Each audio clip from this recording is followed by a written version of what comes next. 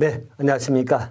자, 이번 강의에서는 우리 보험계약의 법적 성질이 있죠. 자, 그걸 가지고 정리할 것이고요. 이 계약의 법적 성질에 관한 문제는 여러 번 기출되기도 했는 부분이기도 합니다. 자, 먼저 보시면 우리 보험계약이라고 하는 것은 자, 우리 보험계약자가 있죠. 그래서 우리 보험계약자하고 일종의 이제 우리 보험자하고 관계입니다. 우리 보험계약자가 있고요. 그리고 우리 보험자가 있다. 일반적으로 보험계약자가 우리 보험자에게 청약을 하는 것이죠. 청약. 자, 청약을 하면서 일반적으로 보통 1회 보험료를 지급하잖아요. 그래서 우리 보험료를 지급한다라고 보시면 됩니다. 자, 그럼 보험료 지급하면 보험자가 승낙을 하는 것이죠.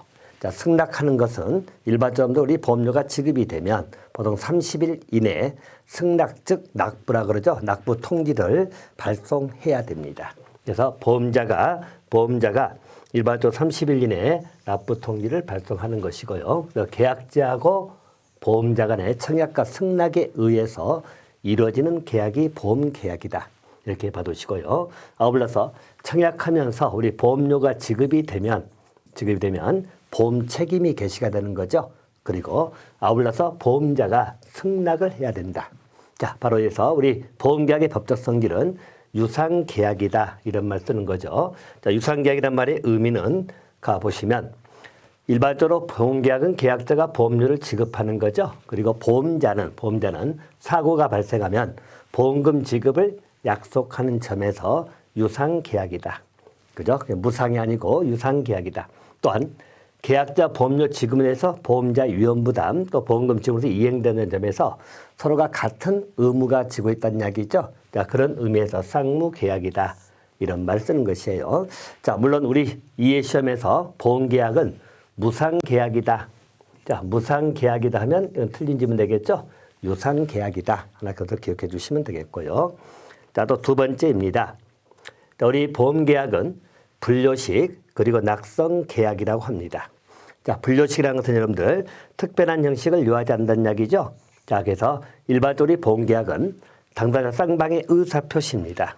자, 쌍방의 의사표시하고 승낙만으로 성립한다. 그래서 청약하고 승낙이죠.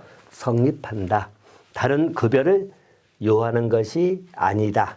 자, 다른 급여를 요하지 않기 때문에 그래서 우리가 낙성계약이라고 합니다.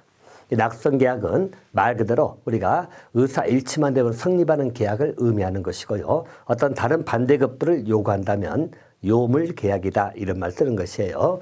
자, 그래서 일반적으로 낙성계약이므로 우리 보험계약은 요물계약이다.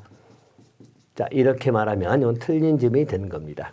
요물계약이 아니다. 그래서 물건에 어떤 납부를 요구하는 건 아니다. 이렇게 봐두시고요. 자, 또 한 가지. 일반적으로 보험계약은 특별한 방식을 요하지 않기 때문에 분료식 계약이다.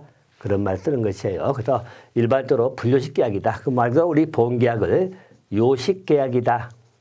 자, 이렇게 말하면 또 잘못된 지문이 됩니다. 자, 그래서 일반적으로 분료식 낙성계약의 성격을 띠는 것이 보험계약이다. 이렇게 보시고요.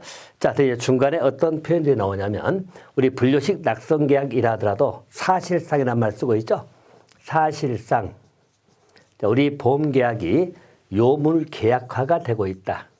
자, 요물계약화가 되고 있다. 뭐 이렇게 말하기도 합니다. 자, 요물화되는 이유는 거기 나와 있죠. 보험료 지급을 해야만이 보험자 책임이 개시가 되기 때문에 보험료 지급을 요구한다는 점에서 요물성을 좀 띠고 있지 않느냐 그런 표현을 의미하는 것이고요. 또 사실상 요식화되고 있다 또 이런 말도 쓰거든요. 자, 이 말은 뭐냐면 일반적으로 우리 보험 계약을 하게 되면 증권 내지 청약서 이런 게 같이 나오잖아요.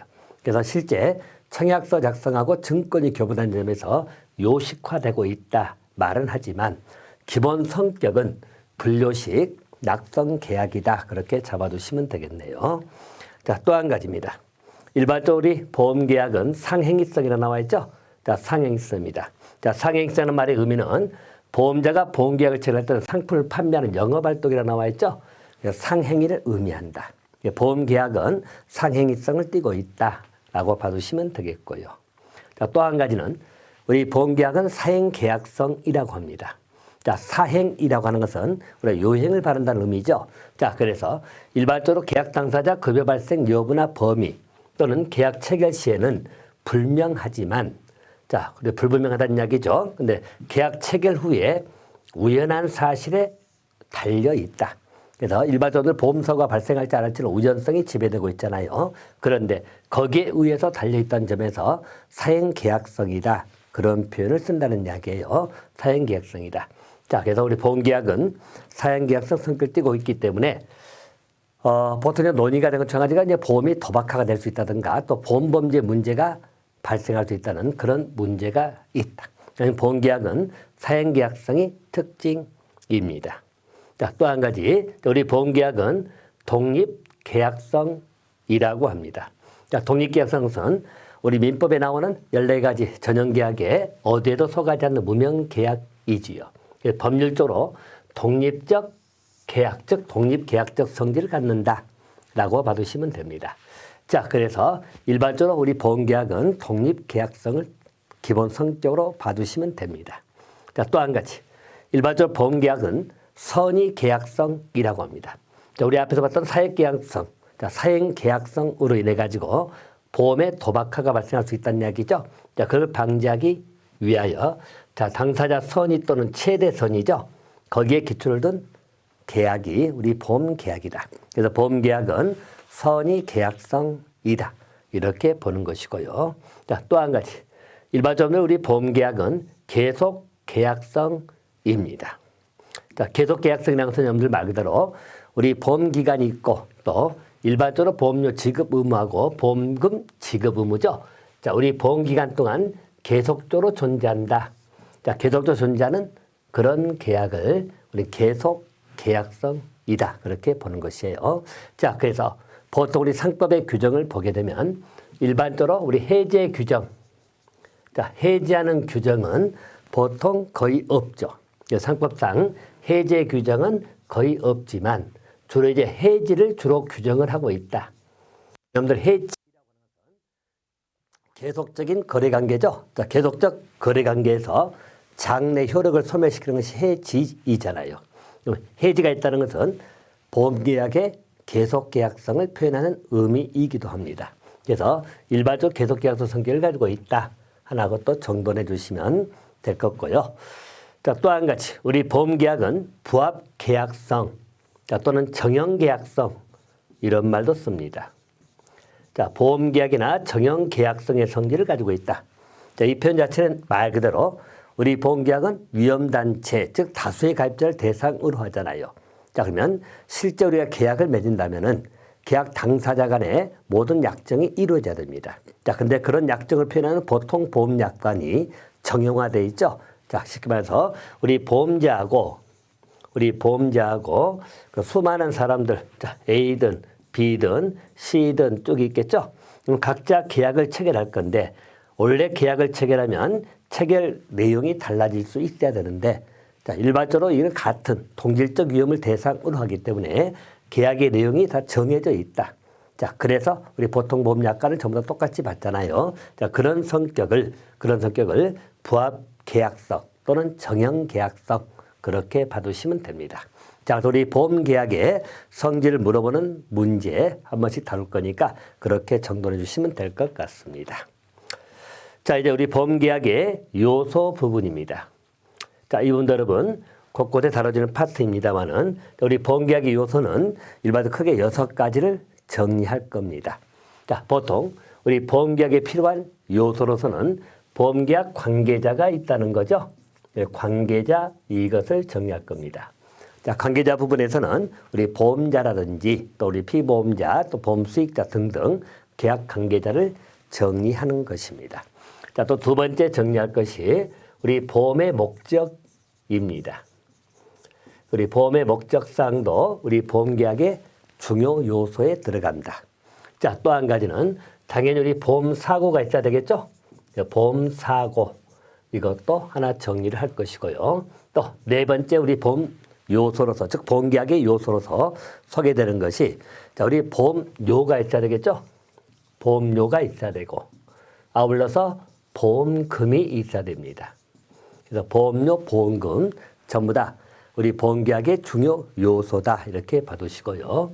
자, 그리고 6번째 우리 보험기간 또는 보험계약기간 이런 게 전부 다 기본적으로 우리 요소들이다. 자, 그래서 이것을 하나씩 정리한다고 보시면 될 것 같습니다. 자, 먼저 우리 보험계약 관계자를 정리할 겁니다. 자, 우리 보험계약 관계자에 관련돼 가지고는요, 일반적으로 우리 계약자, 보험자, 한마디로 우리 당사자하고 아울러서 제3자 두 가지가 있다고 보시면 됩니다. 자, 보험계약 관계자는 우리 보험계약을 체결한 당사자로서 우리 보험자하고 보험계약자 있죠? 이것은 우리 보험계약의 당사자다. 이렇게 보시고. 자, 또는 우리 피보험자나 우리 보험수익자 있죠? 자, 피보험자 또는 보험수익자는 일반적으로 제3자, 물론 우리 이해관계 가진 제3자다. 그렇게 해서 보시면 될 거예요. 자, 일반적으로 당사자 파트입니다. 자, 당사자 보험자가 나오죠. 자, 보험자부터 우리 보험회사를 생각하시면 됩니다. 자, 개념이죠. 자, 보험계약 대상되는 위험을 인수하고, 자, 우리 보험사고 발생할 경우에 보험금을 지급할 의무를 지는 자로서 일반적으로 보험회사를 말한다. 이렇게 보시면 됩니다. 그래서 일반적으로 보험자는 우리 보험회사를 말한다. 또 보험의 인수 자체는, 자, 보험을 인수한다는 것은 보험자가 말로 우리 보험계약을 체결한다는 이야기거든요. 그럼 기본적 상행이다. 자, 그리고 보험의 인수를 영업을 하는 우리 보험자는 상법상의 상인으로 들어간다라고 봐두시면 되겠습니다. 자, 그리고 일반적 보험자는 보험금 지급해야 될 의무를 부담하는 자다라고 봐두시면 되겠죠. 자, 대신 이제 우리 보험자가 여러 명인 경우입니다. 자, 수인의 보험자에 관한 문제죠. 자, 수인의 보험자는 우리 공동보험이라든가요, 또 병전보험, 또 중복보험 등을 볼 건데요. 자, 공동보험입니다. 자, 공동보험은 고가의 보험의 목적이죠. 자, 수인의 보험자입니다. 자, 여러 보험회사가 하나의 보험계약에서 공동으로 위험을 인수하는 경우, 자, 이것을 공동보험이라고 하는 겁니다. 자, 여러분들 대상 자체가 굉장히 고가란 이야기죠. 고가. 자, 그래서 이 물건 자체에 대해서 뭐 100억이다, 1조다. 자, 이렇게 큰 보험의 목적이 있다는 겁니다. 자, 이 경우는 A 회사라든가 또 B 회사, 우리 보험회사들입니다. 자, 이런 자들이 서로 간에 공동으로 이 보험을 인수해 가는 것이죠. 보험자가 다수가 나오는, 자, 이러한 경우를 우리가 공동보험이다. 이렇게 봐두시고요. 자, 공동보험은 이렇게 외관상 세 개 보험자가 등장한다. 이것을 우리가 공연한 공동보험이다. 드러나 있는 공동보험이다. 또 일반적으로 드러나기는 A사하고 했지만은 A사하고 관련된 보증보험자들이 있겠죠. 자, 보증을 담당하는 보험자들, 이런 것을 숨겨진 공동보험, 그래서 숨은 공동보험이다. 그렇게 나눠서 말하기도 합니다. 공동보험의 개념은 일반적으로 보험자가 다수다. 그러기 위해서는 고가의 보험 목적에 대해서 다수가 참여하더라. 자, 그리고 이 보험, 우리 공동보험은 외관상 드러나 있는 공연한 공동보험도 있고, 또 외관상으로는 보험회사 하나가 담당하지만 숨은 공동보험도 있다 정도 봐두시면 되겠습니다. 자, 그럼 이제 우리 거기 공연한 공동보험이라고 나와 있죠. 자, 그걸 보시면 수인의 보험자 각각 인수비를 정하는 것이 관행이죠. 인수비를 정해가지고 서로 공동으로 하겠다. 그런 의미고요. 자, 숨은 공동보험은 외부적으로는, 외관상으로는 단일한, 즉 하나의 보험회사다. 하지만 숨겨진 공동보험이 있다는 거예요. 그들 숨은 공동보험이다. 뭐 그 정도 개념만 봐두시고요. 아울러서 우리 병전보험하고 중복보험이 나오죠. 자, 이 표현들은 봐보세요. 병존입니다. 일단 우리 보험가액 범위 안에서입니다. 계약자가 수인의 보험자하고 개별적으로 보험계약을 나와 있죠. 다수의 보험자하고 개별적으로 보험계약을 체결한다. 그래서 주어진 보험가액 범위 내에서 서로 각각 다른 보험회사하고 각각 체결하는 것을 의미합니다. 그럼 각 보험자는 자기 인수 부분에서만 보험계약을 체결한다는 이야기죠. 즉 다시 말하면 병전보험의 의미는 이렇게 보시면 돼요. 예를 들어서 여러분들 여기 뭐 우리 도자기라든지 이게 10억 정도 가치가 되는 것이 있다.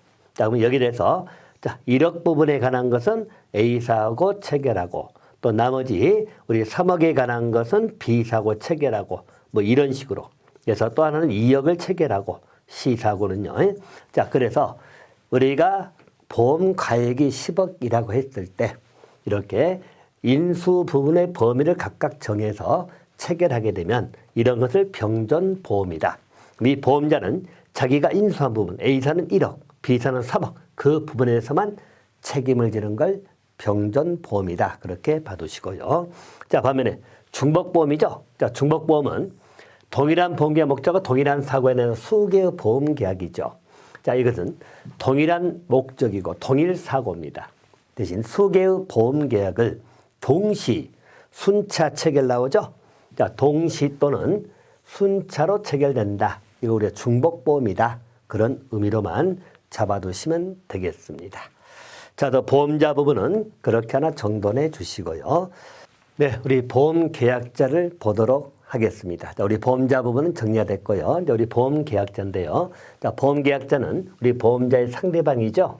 그래서 자기 명의로 보험자하고 보험계약을 체결하고 우리 보험료 지급 의무를 부담하는 자다. 그렇죠? 그래서 일반점들 우리 보험계약자라는 것은 보험료 지급 의무를 부담한다. 이게 그냥 포인트죠. 그래서 보험료 지급 의무를 부담하는 자다. 이렇게 봐두시고요. 자, 보험계약자는 자기를 위한 계약을 체결할 수도 있고 타인을 위해서 보험계약을 체결할 수도 있다라고 봐두시면 되겠습니다. 자, 또 하나 지문을 정리할 것이 우리 보험계약자가 되기 위한 자격이죠. 이 자격은 따로 없다 이렇게 봐두시면 돼요. 그래서 일반적으로 권리 능력이 있으면 되는 것이고 행위 무능력자도 가능하다. 이렇게 봐두시면 돼요. 보통 우리 행위 무능력자로 표기되는 미성년자라든지 우리 피성년, 우리 후견인, 또 피안정 후견인 있죠. 이런 자도 가능하다. 이렇게 봐두시면 되겠고요. 자, 세 번째는 하나의 보험계약에 대해서 수인이 자, 보험계약자가 될 수도 있다 나와 있죠. 자, 이럴 때는 연대에서 보험료 납부 의무를 부담한다. 이렇게 봐두시고요. 자, 또 한 가지 우리 보험계약자는 대리인에 의해서도 자, 대리인에 의해서도 체결할 수 있다. 자, 이 부분 여러분 우리 보험계약은 반드시 본인이 해야 한다. 그렇게 나오면 틀린 지문 되겠죠. 자, 우리 대리인에 의해서도 할 수 있다. 이렇게 봐두시면 돼요. 자, 물론 체결은 대리인이 했다 하더라도 그 계약은 본인이 계약자가 되는 것이죠. 라고 봐두시면 되겠습니다. 자, 그래서 자, 계약자 부분은 그렇게 정리하시고요. 우리 피보험자로 들어갑니다. 자, 피보험자는 손해보험에서 피보험자 나와 있죠. 여기는 피보험 이익의 기속중에서 보험금을 청구할 수 있는 자다. 그렇게 나옵니다. 자, 일반적으로 손해보험에서 피보험자입니다. 자, 보험금 청구를 할 수 있는 자다. 보통들 우리 보험금 청구에 관한 겁니다. 자, 보험금을 청구하는 것은 일반적으로 손해보험이죠. 자, 손해보험에서는 피보험자가 청구할 수 있다. 이렇게 보시면 돼요. 그래서 피보험자가 일반적으로 이 보험금 청구를 한다. 이렇게 봐두시고요. 자, 손해보험이 아니고 우리 인보험이죠. 자, 인보험에서는 보험금 청구는 우리 보험금 수익자가 있죠. 그래서 보험금 수익자가 청구를 하는 거다. 이렇게 봐두시면 돼요. 그래서 일반적으로 피보험자는 손해보험에서 보험금을 청구할 수 있는 자다라고 봐두시면 되겠습니다. 자, 그래서 이 관계는 여러분 보통 우리 보험계약을 체결할 때 볼까요? 예를 들어서 A가 우리 보험계약을 체결하는데 자, 보실까요? 자, 우리 보험계약을 체결하는데 우리 보험자하고 체결하겠죠? 자, 보험자고 자, 우리 인보험인 생명보험으로 생각하신다면 자, A가 계약자가 되는 거죠. 계약자가 돼가지고 일종의 보험회사하고 계약을 체결하는 것입니다. 그죠? 근데 보통 계약을 체결할 때 자, 생명보험이라 한다면 자, 만약에 B가 있다. 자, B는 A의 부친이란 이야기죠. 그러면 만약에 아버지가 돌아가시면 어떻게 보험금을 받겠다라고 하는 계약을 체결한다면 자, 우리 B가 피보험자가 될 것이고요. 또 이때 보험금은 자, 우리 A의 C죠. 자, C가 보험금을 받도록 하겠다라고 한다면 C가 보험금 수익자가 되는 것입니다. 자, 그래서 계약은 A가 하지만 자, 일반적으로 우리 보험의 목적인 생명보험 같으면 그 생명신체잖아요. 그 B가 피보험자가 되겠죠. 그리고 수익자는 보험금 청구할 수 있는 것. 인보험은 이런 구조로 이해하시면 될 것 같네요. 자, 근데 손해보험에서는 일반적으로 피보험자라는 것은 피보험 이익이 있잖아요. 그 기속 주체다. 그렇게 보는 겁니다. 피보험 이익을 받는 기속 주체다. 하나 봐두시면 되겠고요. 그래서 보험금을 청구할 수 있는 자를 의미한다. 자, 그리고 계약자고 피보험자가 동일하면 자기를 위한 손해보험이고요. 자, 계약자고 피보험이 다르면 타인을 위한 손해보험이다. 그렇게 봐두시면 되겠습니다. 자, 지위가 나오죠. 자, 피보험자는 계약의 당사자가 아니죠. 계약자가 따로 있기 때문에 당사자가 아니다. 따라서 일반적 취소권이나 해지권 같은 우리 보험 계약의 당사자로서 누릴 수 있는 권리, 의무는 없다.